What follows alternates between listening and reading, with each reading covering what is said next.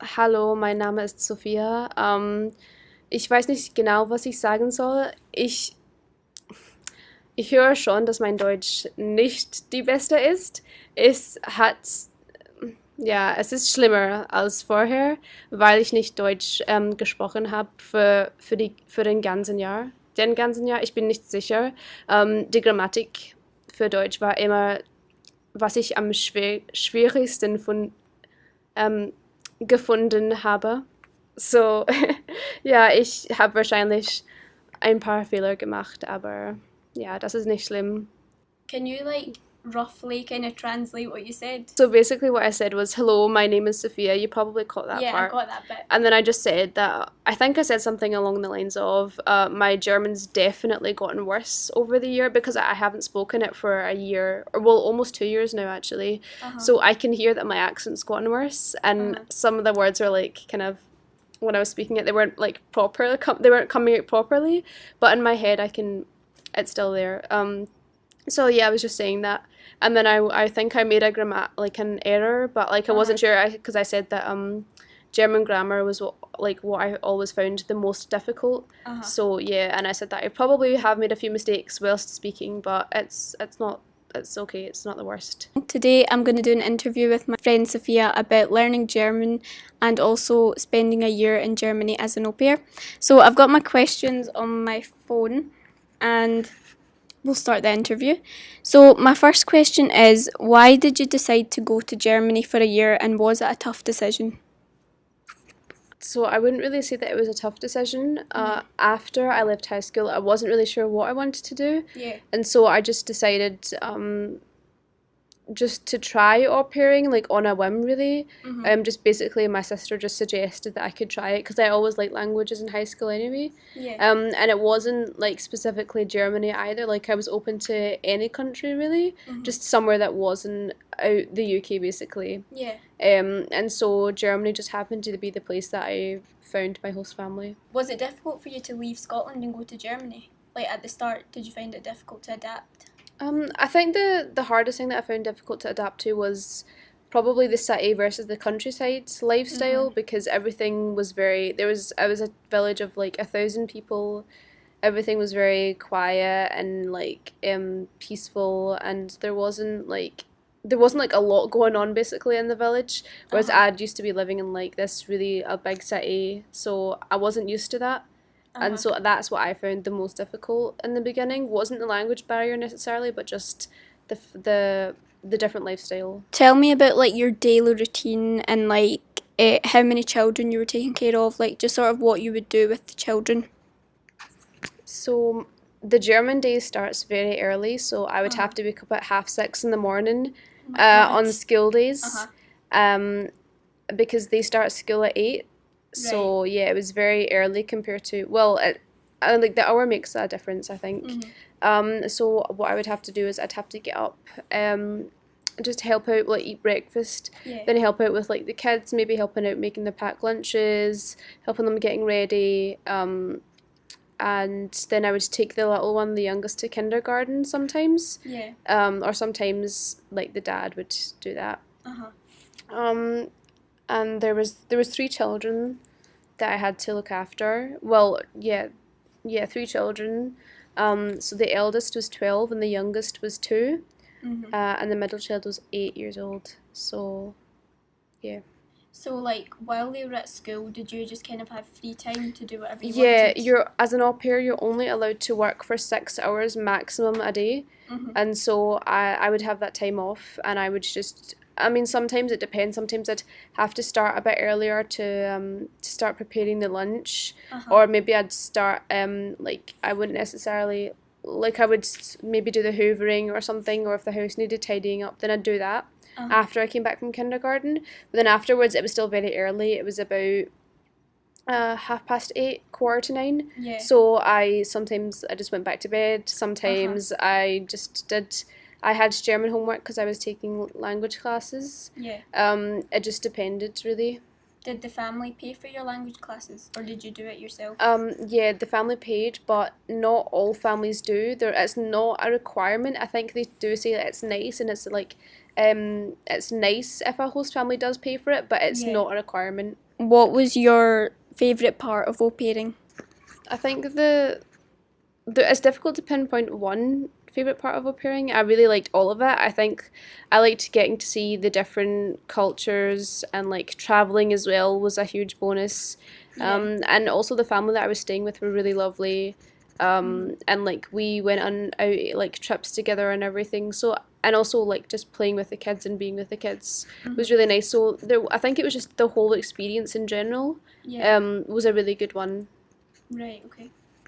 And, like, would you recommend it to other people, or would you do it again? Like, what would you say to someone who said to you, oh, I want to be an au pair? Yeah, I definitely would recommend it. I mean, it depends again on the kind of person that you are. If you're not a fan of kids, then maybe not, because like a big part of your day is playing with kids, getting them ready, you know, just helping them with homework and stuff. Yeah. So if you don't really like kids, then maybe not. It's maybe not the best for you. Yeah. Or if you're just going in it for, say, the money, the money is more of like a pocket money. It's not like an actual living wage. Like salary. Yeah. So yeah, if you're going in it for the money as well, then maybe don't do it again. But I would recommend it. It's a really, really good way of like going to another country. But like, I mean, you're not like, you live with a host family and they feed you and they give you board and everything. So it's not as if you're like 100% fully on your own. You know, you do have like someone there for you, that extra bit of help. Yeah. So I would recommend that if that's what you're looking for. And it does bring up your language a lot. Like, the best way to learn a language is to immerse yourself. I wanted to do sort of like the first half talking about the experience of au pairing, and I wanted to do the second half about learning German. So the next few questions are just going to be about sort of the language learning aspect of au pairing. If you go to a country where they don't speak your native language. So how much German did you speak before you went to Germany, and were you nervous about speaking in German, like when in your first few months? So I'd studied German for 2 years before I went. So I did intermediate 2, which is like, I think now it's the equivalent of National 5. Yeah. And then I did my higher German, but that was there was only 2 people doing higher, me and this other boy. Oh, really? So they had a German language assistant, and but a lot of, so he was there for 2 periods, but then the other no, he was there for 1 period, I think, and the other 2 periods we had to kind of teach ourselves. But it was okay. I always found German easier to speak than French. I think that's maybe because of the structure, and that it's got similar sounds to it. Especially the back, like the basics of German is more similar to English than in French. I wasn't very worried about speaking German. I think, like, say if I'd gone to France, I would have been worried about speaking French. But for German, I knew that I would be okay, because I could form sentences and I could understand the basics just about, you know, and I knew that my language would improve. And it did. Like, it only took a few days for things to kind of fall in place and for me to, you know, be okay. Yeah, that was my next question. Like, was there a point where the language kind of clicked in your brain and you thought, oh, I don't actually need to think so much about speaking? Because you know, for example, like we're studying French. Sometimes when we speak in French, we have to think, oh, how do I say this? At what point did it come sort of more naturally to you?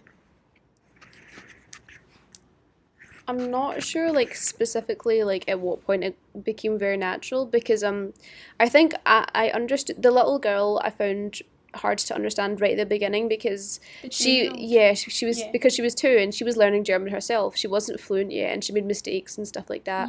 And so I did find that a little bit difficult to understand, or like the slang words, because she said something like "gel," which means like right, as in something that you'd use at the end of a sentence. But that's kind of like, I think that's very specific to that region. I think Victoria said that that's kind of what people from the countryside say. So she wouldn't say that. But like where I came from, they did say that. But at first I was like really confused as to what she was saying, because it sounds like gelb, which means yellow. So I was really confused. Or another time when she'd say, like, she'd want something else, she'd say ananas. What she meant to say was anderes, which means like, yeah, like different something else, you know what I mean? But ananas means pineapple, And so, like, when I'd say, like, what do you want to do? Like, what do you want to eat? And then she'd say ananas. And at first I'd be like, what? Pineapple. Yeah, pineapple. I did find that confusing. I think things started to, I don't know, I think, like, you learn set phrases, you know, especially with, like, younger children, like, you know, what do you want to do, what do you want to play, shall we do this, shall we do that, and, like, once you kind of have those in your head, then it's not too difficult then, you know, and then you can just focus on, like, improving your language. But I'd say after the first month I was alright, reasonably okay. So did you speak in English or in German with the children, or did you speak like a mix of both? So it depends on the child. So with the eldest, because I wasn't their first au pair, I was their ninth au pair, and they didn't always have English speaking au pairs, but I think the majority of them were from like America. So so he did have a good understanding of English, I'd say, and so he actually like out of his own choice, like, did speak to me a lot of the times in English, or like, say if he just didn't know a word, then he'd just say that in German. But I didn't like ever ask him to do that, and I spoke to him in German. But if he spoke to me, like, if he wanted practice, then I'd speak to him in English. The middle child also, like, he hadn't like formally studied English yet. I think they start studying English and German when you're 8 years old. So he was just beginning that, but he understood a lot more than I expected, I'd say. And the little girl didn't. She knew some like words because from YouTube videos actually she just picked it up. But no, I spoke German to her. So I spoke German like the most to the younger two. I have another question about the kids, because I feel like if I was to go an au pair, I would kind of have this fear of like the kids being like really not disciplined and like not listening to me or anything. So how did you find that the kids listened to you? Were they like, did they like rebel against you like when their parents were there and stuff? Because I feel like kids do that sometimes. So yeah, like in general, like what was your kind of experience with disciplining them, or were they just okay and you didn't need to give them in trouble or whatever? So I was very lucky, and the kids were very well behaved for the most part. Yeah, because again, like I was their ninth au pair, and they knew that I was that they couldn't really mess around with me. I remember like my first week, and then the eldest, he asked me like if he was allowed to eat some sweets, and I was a bit shocked and surprised because in my household, I guess my younger siblings would probably just run to the kitchen and get them themselves without asking. But no, the kids were very well behaved, and they were really. They were just really good kids. I didn't need to ever shout at them. I think obviously like the little girl, she was 2 years old. She did sometimes like have little moments where she'd want her own way, or she wouldn't want to do something, you know, just things like that. But that is because she's 2 years old. But for the most part, the kids were very good. I think that's all the questions I have. I think it's good to talk to you because I feel like maybe some people are going to watch this video who also want to be an au pair. Maybe in Germany, maybe they're learning German, I don't know. Is there anything else that you want to add, like advice or anything? For au pairing, it is a really good thing to do, and it was very easy to apply to, especially for Germany. I would just say be cautious. Maybe if you want to be an au pair, do it through like a website or an agency or something. Don't do it through Facebook, which I've seen like a lot, because unfortunately that can be a scam. So yeah, definitely just do it through a website or an agency or something like that. Thank you so much for watching, and I will see you on the next video. Ciao, or tschüss. Was it tschüss? Tschüss. Tschüss.